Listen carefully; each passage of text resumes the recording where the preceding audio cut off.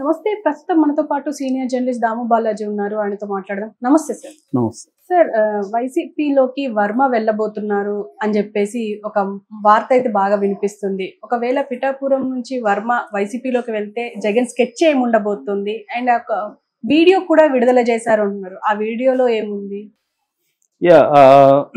వైసీపీలోకి పిఠాపురం వర్మ, ఎస్విఎస్ఎన్ వర్మ, శ్రీ వత్సవాయి సత్యనారాయణ వర్మ ఆయన వైసీపీలోకి వెళ్ళబోతున్నాడు అనేది ఇప్పుడు కథనాలు వస్తున్నాయి. దీనికి ప్రధాన కారణం మనకి నేపథ్యం మనకు తెలుసు. యాక్చువల్గా వర్మ లేకపోతే పవన్ కళ్యాణ్ పిఠాపురంలో గెలిచేవాడు కాదు. బట్ పిఠాపురంలో అట్లా అనుకుంటే పవన్ కళ్యాణ్ లేకపోతే చంద్రబాబు అధికారంలోకి వచ్చేవాడు కూడా కాదు. కాబట్టి ఏది ఇంపార్టెంట్? చంద్రబాబు అధికారంలోకి రావడం ఇంపార్టెంట్. కాబట్టి దానికి సంబంధించి కింది స్థాయిలో ఎవరైనా త్యాగాలు అవసరమైతే చేయాలి. అలాగా వర్మని పిలిపించారు. నువ్వు త్యాగం చెయ్యి, నువ్వు ఇక్కడ పోటీ నుంచి విరమించుకో, పవన్ కళ్యాణ్ అడుగుతున్నాడు అని చెప్పాడు. ఎప్పుడైనా త్యాగం చేయమంటే ఇవాళ ఎందుకు చేస్తారు ఎవరైనా త్యాగాలు? నాకేంటి అని అడుగుతారు కదా. అందుకని ఆయనకి ఎమ్మెల్సీ ఇస్తాము అని చంద్రబాబు హామీ ఇచ్చి, లోకేష్ హామీ ఇచ్చి పంపించారు. ఆయన కూడా నమ్మకంతో గట్టిగా పనిచేశాడు. పవన్ కళ్యాణ్ గెలుపుకి ఆయన కారణమయ్యాడు. ఎందుకంటే వర్మకి ముందు నుంచి కూడా అక్కడ ఇండివిజువల్గా పట్టుంది. ఆయన 2009లో పాలిటిక్స్లోకి వచ్చాడు. ప్రజారాజ్యం పార్టీ వంగ గీత చేతిలో ఫస్ట్లో ఓడిపోయాడు. ఓడిపోయినప్పుడు కూడా తక్కువ మెజార్టీతోనే ఓడాడు ఆయన. ఆ తర్వాత 2014లో ఆయనకి తెలుగుదేశం టికెట్ ఇవ్వనప్పుడు ఆయన ఇండిపెండెంట్గా పోటీ చేసి దొరబాబుని ఓడించాడు. మంచి మెజార్టీతో గెలిచాడు. దాని తర్వాత 2019లో తెలుగుదేశం టికెట్ ఇచ్చింది. బట్ ఆయన ఓడిపోయాడు. అది కూడా మళ్ళీ అగైన్ నేరో మెజార్టీతో ఓడిపోయాడు. ఆ తర్వాత 2024 అయితే ఈయనకి 2019లో ఓడిపోయినప్పటికీ వర్మ అక్కడ గట్టిగా పనిచేస్తాడని చెప్తారు. ముఖ్యంగా కరోనా టైంలో ఆయన ఇంట్లో కూర్చోకుండా రిస్క్ తీసుకొని ప్రజలకి కావాల్సిన వసతులు కల్పించడం కానీ, ఫుడ్ సప్లై చేయడం కానీ, సరుకులు అందించడం కానీ, మెడిసిన్స్ చూసుకోవడం కానీ, ఇవన్నీ ఆయన దగ్గరుండి ఎవరికి అవసరం వచ్చినా హాస్పిటల్లో జాయిన్ చేయించడం, ఆక్సిజన్ సిలిండర్లు చూసుకోవడం, ఇవన్నీ కూడా ఆయన చూసుకున్నాడు. అందువల్ల ఆయనకి మంచి పేరైతే ఉంది అక్కడ వర్మకి. సో అలాంటి వ్యక్తి గెలిపించిన తర్వాత అదేదంటారు కదా, ఏరు దాటిన తర్వాత తెప్ప తగలేనట్టుగా పవన్ కళ్యాణ్ ఇతనికి పదవి రాకుండా అడ్డుకున్నాడు అనేది ఇప్పుడు ప్రధాన వార్త. చంద్రబాబు ఇవ్వాలని అనుకున్నాడు మాట ప్రకారం, కానీ పవన్ కళ్యాణ్ అడ్డుకున్నాడు. ఇతనికి ఇస్తే పవన్కి ప్రాబ్లం ఏంటి? అతను ఎమ్మెల్సీ అయ్యి అక్కడ లీడర్షిప్ ఇవాల్వ్ అయితే తనకి పర్మనెంట్గా నియోజకవర్గం అనేది పోతుంది పవన్ కళ్యాణ్కి. ఇప్పటివరకు పవన్ కళ్యాణ్కి పర్మనెంట్ నియోజకవర్గం అనేది లేదు. ఒక చంద్రబాబు కుప్పం ఉంది, జగన్కి పులివెందులు ఉంది, మన బాలకృష్ణకి హిందూపురం ఉంది, ఇప్పుడు లోకేష్కి మంగళగిరి ఉంది.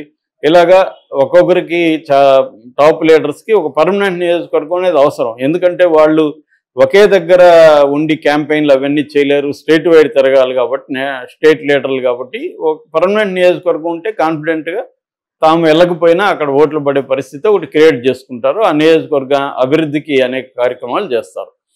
సో రెండవది, అక్కడ వేరే పార్టీల నాయకులు ఎదగనీయకుండా కూడా చూసుకుంటారు. మన కుప్పంలో చూడండి, వేరే ఎవరు లేరు స్ట్రాంగ్గా. పులివెందుల్లో స్ట్రాంగ్ తెలుగుదేశం లీడర్ లేరు. ఇక్కడ అంతే, హిందూపురం, మంగళగిరి, ఇక్కడంతా ఏంటంటే వేరే పార్టీలలో స్ట్రాంగ్ లీడర్లు ఉండకూడదు. ఇవన్నీ ప్రైమరీ కండిషన్స్. సో ఇవి ఎవరైనా చూసుకుంటాడు. పవన్ కళ్యాణ్ పాయింట్ ఆఫ్ వ్యూలో పవన్ కళ్యాణ్ చేసేది కరెక్టే ఇక్కడ. ఎందుకంటే అక్కడ వర్మ లాంటి బలమైన నాయకుడు కానీ ఉంటే పవన్ కళ్యాణ్కి రేపు పొద్దున్న థ్రెట్ అవుతుంది. వర్మ ఒకసారి త్యాగం చేశాడు కానీ ప్రసాద్ చేయలేడు. రెండోది, ఎప్పటికైనా ఇబ్బంది, అతను బ్లాక్మెయిల్ చేస్తాడు. ఎందుకని పవన్ అనుకునే అవకాశం ఉంది. సో చంద్రబాబు కూడా పవన్ కోరే చిన్న చిన్న కోరికలు ఇట్లాంటివి నెరవేర్చకపోతే ఆయనకు కూడా ఇబ్బంది. కాబట్టి పవన్ కళ్యాణ్ మాట ప్రకారం ఇతనికి ఏ పోస్ట్ ఇవ్వలేదు. నిజానికి చంద్రబాబు అనుకుంటే ఎమ్మెల్సీ కాకపోయినా ఒక నామినేటెడ్ క్యాబినెట్ ర్యాంక్ పోస్ట్ ఇవ్వచ్చు, కానీ ఇవ్వలేదు. సో దానివల్ల ఇవన్నీ అర్థమైంది వర్మకి. అది ఇంకా ఓపెన్గానే నాగబాబు కొండలు బండలు అన్ని బద్దలు కొట్టాడు. బద్దలు కొట్టేసి ఇక్కడ ఎవరైనా గెలిపించారనుకుంటే అది వాళ్ళ కర్మ. ఇక్కడ గెలవడానికి 2 ఫ్యాక్టర్స్ ఉన్నాయి. Pawan Kalyan number 1 factor, number 2 factor మా జనసేన కార్యకర్తలు అనేది ఆయన ఓపెన్గానే చెప్పేశాడు. సో దాంతో అంతవరకు ముసుగులో ఉన్నది బట్టబయలైపోయింది. వర్మకు ఒక రకమైన అవమానకరంగా అయిపోయింది. ఇక్కడ నేను త్యాగం చేసి నేను నా కేడరు తెలుగుదేశం వాళ్ళు అందరూ కష్టపడి గెలిపిస్తే చివరికి నీ కర్మ అంటాడేంటి, ఇతను ఈ స్థాయిలో మాట్లాడతాడేంటి అనేది హర్ట్ అయింటారు ఖచ్చితంగా. సో ఈ నేపథ్యంలో వర్మ కూడా ఇప్పుడు తాను కూడా అమితమిత్ తేల్చుకోవాలి అని నిర్ణయించుకున్నట్టు అర్థమవుతుంది. యాక్టివ్గా ఉంటున్నాడు. ఎవ్రీ వెన్స్డే నియోజకవర్గాన్ని చుట్టుముట్టి తిరుగుతున్నాడు. దాంతోపాటు పాదయాత్ర కూడా ప్లాన్ చేద్దాం అనుకుంటున్నాడు. తాను ఇండిపెండెంట్ తెలుగుదేశం నాయకుడు ఎవాల్వ్ కావడానికి అతను ట్రై చేస్తున్నాడు. ఈ నేపథ్యంలో నిన్న ఒక వీడియో రిలీజ్ చేశాడు వర్మ. ఆ వీడియోలో ఏముందంటే, జగ్గయ్యపేట చెరువు దగ్గర 250 కుటుంబాలకి సమస్యలు ఉన్నాయి, ఆ సమస్యల మీద నేను కలెక్టర్కి నివేదిక ఇచ్చాను అని, ఆ సమస్యలు ఏవి అవన్నీ కూడా అతను దాంట్లో పేర్కొన్నాడు. సో అది కాకుండా అధికారుల నిర్లక్ష్యం వల్లనే వీళ్ళకి ఇలా ఉన్నారు సమస్యల్లో అనేది హైలైట్ చేశాడు. అంటే ఇక్కడ అధికారుల నిర్లక్ష్యం ఉంది, ఎమ్మెల్యే పట్టించుకోవట్లేదు అనేది ఇండైరెక్ట్గా ఇది. సో దానికి నేను రంగంలో దిగుతున్నా అనేది అతను చెప్పదలుచుకున్నాడు. ఒక పక్క పవన్ కళ్యాణ్ కూడా నియోజకవర్గం మీద పట్టు సాధించడం కోసం ఇంటెలిజెన్స్ సహాయం తీసుకొని అక్కడ 4 పోలీస్ స్టేషన్లు ఉన్నాయి. ఈ 4 పోలీస్ స్టేషన్ల పరిధిలో ఏమేమి కేసులు ఉన్నాయి, ఎలాంటి సమస్యలు వస్తున్నాయి, వీటి మీద నివేదిక ఇవ్వమని ఇంటెలిజెన్స్ డిపార్ట్మెంట్ని పవన్ కళ్యాణ్ ఆదేశించాడని ఒక వార్త వచ్చింది మొన్ననే. అంటే పవన్ కళ్యాణ్ ఏమో ఒక పక్క పిఠాపురం అభివృద్ధి కావచ్చు, పిఠాపురంలో లా అండ్ ఆర్డర్ ఇష్యూస్ కావచ్చు, మొత్తంగా పిఠాపురం నియోజకవర్గం మీద తను పట్టు సాధించుకోవడానికి పవన్ కళ్యాణ్ ఒక పక్క పౌలు గదుపుతుంటే, రెండో వైపున ఇతను అది చేస్తున్నాడు. ఇప్పుడు పవన్ కళ్యాణ్ ఏం చేస్తున్నాడు, ఇంకొక మూవ్ కూడా వేస్తాడు పవన్ కళ్యాణ్. అదేంటంటే, పెన్నం దొరబాబుని ఇటు పక్క లాక్కున్నాడు ఆల్రెడీ జనసేనలకి. వంగ గీత కూడా జనసేనలకి జంప్ అవుతుంది, ఎందుకంటే ఆమె జర్నీనే అక్కడ నుంచి స్టార్ట్ అయింది కాబట్టి ప్రజారాజ్యం. సో అంటే వైసీపీలో ఉండే ఆ కొంత నాయకులను కూడా లాక్కోవడం, ముఖ్యంగా కాపు నాయకుల్ని. ఎందుకంటే అక్కడ దాదాపు 90,000 నుంచి 95,000 వరకు కాపు ఓట్స్ ఉన్నాయి.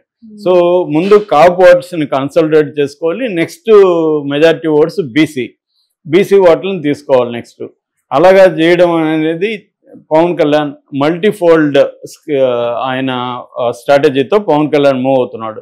దీన్ని దెబ్బ కొట్టడానికి వర్మ కూడా రంగంలోకి దిగి, వర్మకున్న పట్టు ఏంటంటే గ్రౌండ్ రియాలిటీ వర్మకు తెలుసు. ఎక్కడెక్కడ మత్స్యకారు విలేజ్లు కూడా అక్కడ ఎక్కువ ఉంటాయి, వాళ్ళ సమస్యలు ఏంటి అవన్నీ వర్మకి గ్రౌండ్లో ప్రజలతో వర్మకు సంబంధం ఉంది. అంటే కింద నుంచి వచ్చాడు అంటారు కదా, అలాగా ఆయన కింద నుంచి వచ్చిన వ్యక్తి.